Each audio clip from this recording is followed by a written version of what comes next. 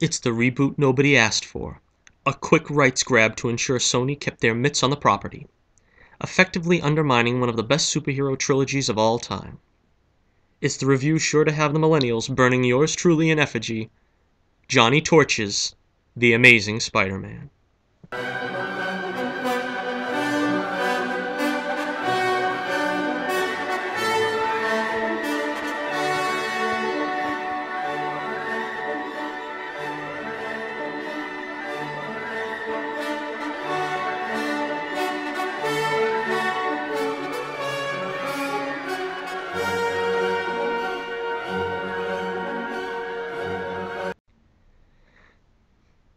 After Spider-Man 3, which contrary to history revision, was a resounding success financially at the time, and as of now still holding on to 36th place of all-time highest grossing films, Sam Raimi backed away from Sony's unreasonable demands for a quickly made Spider-Man 4. Raimi had already felt the burn on Spider-Man 3 from studio interference, so in his absence, Mark Webb was brought in as someone the studio hoped to better control, and it shows.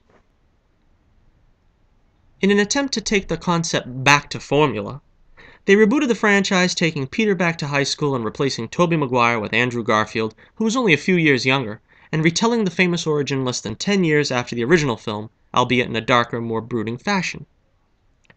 Much like my feelings on Man of Steel, I thought the tone was all wrong. From beginning to end, it's just a grim-feeling movie. And that's all wrong for a hero like Spider-Man. Sure, Peter's social life is a downer, but I never felt the sense of exhilaration that it is to be Spider-Man from this film. You need equal parts blessing and curse to fully portray the character. Now, to me, the O2 film is to Spidey what Batman Begins is to Batman, the definitive take on the character's origin. But I honestly think that you could actually reboot Spider-Man's origin and go much more faithful to the comics in many ways. I think an origin movie can be made that is much more faithful than Raimi's. Unfortunately, this isn't that movie. You could work up the romance with Betty Brant, his first true love in the comics. They could focus on Peter's selfish money-making pursuits. Despite both of Spidey's origin films, the original comic lesson was not about getting revenge and being punished by that choice, but doing the right thing and not being self-obsessed. They could focus on how Peter uses Spider-Man as another persona, something that liberates him from his everyday life, which is something that seems to only get touched on in all the films. I had hoped that they would focus on one of those areas in this film, but in order to justify redoing the origin less than 10 years after the first Spider-Man film, they had to lose lots of integral elements of the origin, simply so it wouldn't be looked at as retreading old ground. The origin, having already been told so well, makes this version feel extremely watered down. Does the audience want to sit through another wrestling match scene after already seeing it the first time? Probably not, so it has to go, regardless of its importance to the origin story. There are other instances where things were dropped purely for the sake of it. No J. Jonah Jameson seemed most noticeable to me, since it would be near impossible to top J.K. Simmons in the role. Now, one of the things that was supposed to be improved on from the Raimi films here was the classic web shooters being included. But they really didn't do anything of interest with the concept. I'm not sure how Peter got those web cartridges. Did he order them online? It seemed pretty vague. What was Oscorp making this stuff for, anyway? So ultimately, Peter designed the web shooters but not the web fluid? I thought maybe they were going to say Peter got the formula from his dad's notes and just improved on its use. It makes more sense than if he's buying it wholesale from Oscorp. Peter's pockets aren't as deep as Bruce Wayne, after all. Part of the film's problems is that 90% of the characters are unlikable. Peter is a twitchy, stuttering mess that is outright uncomfortable to watch. I'm guessing this was a conscious choice by Garfield, but I blame Mark Webb for not taking him aside and reining him in. It's beyond my comprehension that people seem to prefer this performance over the great job done by Tobey Maguire. I think part of the reason is because Tobey's nerdiness hits too close to home for some.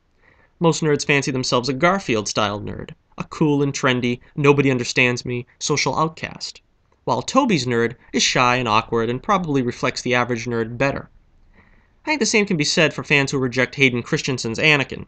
They prefer to idolize a character like Han Solo, who is cool, when compared to someone like Anakin, who is probably as ill-tempered and as awkward around women as they are. I also don't get how Tobey gets criticized and memed for crying as Peter Parker when this film has Garfield turn on the waterworks as often and as overwrought as possible.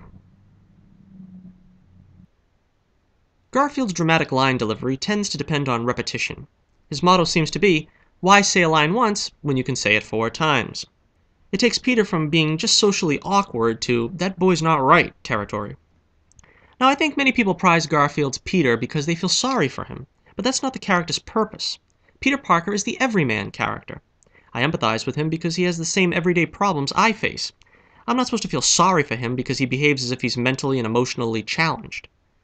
Webb fails where Raimi grasps the concept with both hands that Peter isn't angry with his dead parents. He believes he has parents in May and Ben Parker.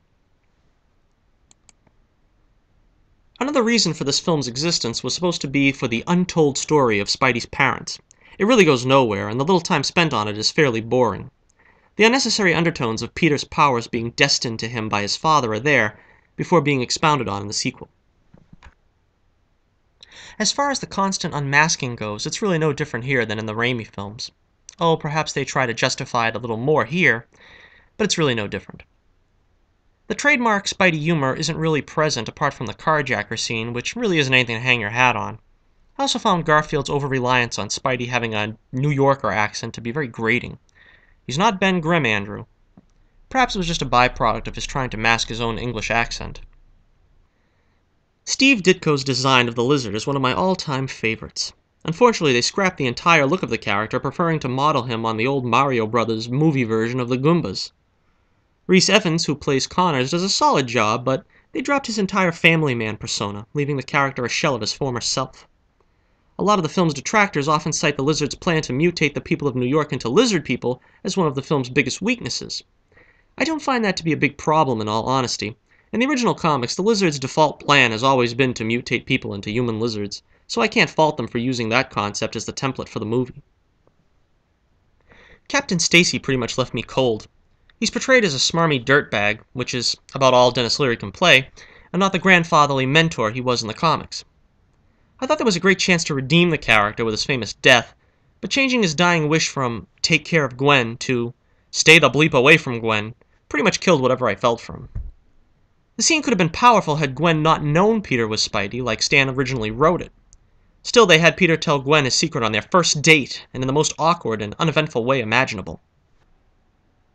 Martin Sheen's Ben Parker is a cranky, argumentative, sanctimonious old man. The painfully contrived argument between Ben and Peter shortly before his death could have easily been avoided. I mean, I was half hoping Peter would say, "I'm sorry guys, but I just got caught up working with Dr. Connors, finding the cure for birth defects and genetic maladies," but I realized I should have answered my phone. Now before you start typing out, "But JT, secrets have a cost as part of the theme of the story," I'm still not sure why he couldn't just come out and tell them what he'd been doing instead of looking like a ne'er-do-well goof. After all, I don't recall Ben or May forbidding him from seeing Connors, but it comes across as pure soap opera contrivance. I'll go so far as to say the angsty contrivances of Arrow at their worst pale in comparison to this film. I don't really get the whole thing with Uncle Ben's voice message at the end. After all, Ben was fit to be tied, yet we're supposed to accept that moments later he calls Peter with a lovingly glowing message. Needless to say, they stretched to the breaking point of having Ben say the "with great power" credo without actually letting him say it. As if things couldn't get any worse for the character, Ben gets killed due to Peter sticking it to a smart-aleck clerk who wouldn't give him 2 cents for his chocolate milk. I wish I were making this up. Uncle Ben's killer is never caught. I can see this approach with Batman. In the comics, he was Batman for years before he got his parents' killer. But it made no sense to do so here, unless to wring yet another drop of grim angst from an already dark tale. Only Emma Stone's Gwen Stacy and Sally Field's Aunt May are fairly well represented. Field is an accomplished enough actress to play May in her sleep, while Stone brings a freshness to Gwen which could have been a fairly thankless role, yet she seemed to rise above it. This film was firmly aimed with the Twilight crowd in mind. Its main appeal seems to be the Gwen-Peter romance, which sort of works on the basis of Emma and Andrew dating at the time, so obviously there was some chemistry there. I was looking forward to seeing Flash Thompson being fleshed out more than in the previous films. There really is a lot more to Flash than the musclehead he was in the original film. He's Spidey's self-proclaimed biggest fan. In a way, they succeeded in making him a little more developed than in the Raimi films, but I find it beyond strange that Peter gets lambasted for humiliating Flash, yet Flash is never made to be held accountable for beating Peter up earlier in the film. Along with that, the film has more than its fair share of cringeworthy scenes. The scene of Peter discovering his powers on the subway is embarrassingly bad. It was pretty idiotic that the lizard discovers Peter's identity simply by finding his name on his camera in big honking letters. For a boy genius, he sure makes some pretty dumb mistakes. Good luck keeping Aunt May safe with this lame brain around. The film also suffers a mess of editing problems.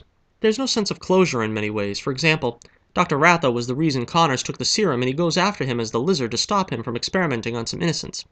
After a brief attempt on his life, the character and his plans are never mentioned again. His fate is left in the deleted scenes. In the same way, the lizard exposes a SWAT team to his lizard gas, but absolutely nothing is done with it. No fight scene for Spidey, or at least a sense of danger to the populace. I guess the money just ran out. The late James Horner crafted a decent score here. However, his unmistakable trumpet fanfare style automatically invokes his previous sci-fi and fantasy scores such as the Star Trek films and Krull. I really only felt like I was watching a Spider-Man film twice during this movie. The first is when the girl at school, presumably Liz Allen, approaches Peter and he thinks she's interested in him, only to find out she wants him to take pictures of her boyfriend's car. The other was the fight with the lizard in school. Stan's cameo was a hoot, by the way. Those were frankly the only times I feel they got any sort of grasp on the character. Now, as I prefaced this review with, I think this version of Spider-Man predominantly appeals to millennials who grew up with the Ultimate Spider-Man comics and not the Lee Ditko Romita era celebrated in the Raimi films. So I suppose it's a generational issue.